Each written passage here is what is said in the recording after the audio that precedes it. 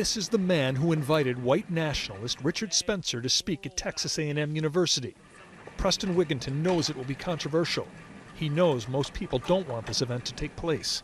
What do you think of Richard Spencer? I think he has some valid points. Hail Trump! Hail our people! Hail victory! The Nazi-era wording, the Nazi-era imagery at this gathering in Washington, D.C., upsetting to so many. Wigginton, a political activist who lives in Texas, says he doesn't agree with all of Spencer's views, but he certainly does some of them. Do you think this is a white nation?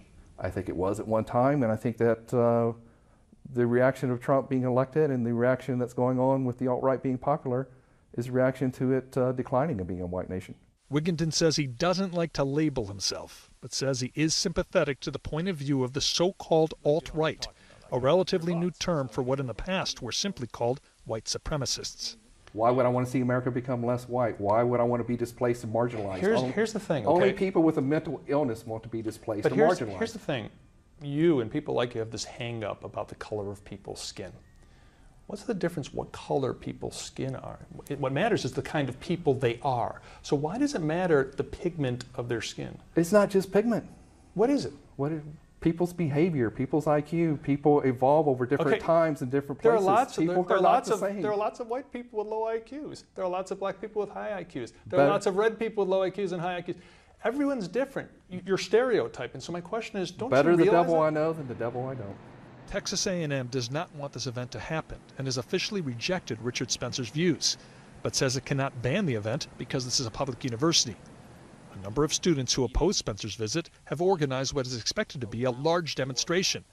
They pledge to keep it peaceful. We have a responsibility to take measured action to counter white nationalism, white supremacy. Yeah, I think there's going to be outside agitators, by all means. Wigginton, who is a former A&M student, is mentioned on the website of the Southern Poverty Law Center, a monitor of hate groups, which says he has declared he wants to prevent the populations of white nations from becoming what he has termed a homogeneous muddle of sludge. Wigginton says he was misquoted, but doesn't deny the point of the quote, and says there is a way to make America more white. A ban on immigration, if not a strict curve on immigration, I don't think that you can bring Somalians into America and expect them to assimilate. It's a completely different culture. It just doesn't happen. But some Somalians can, right? Oh, I would be very selective on that.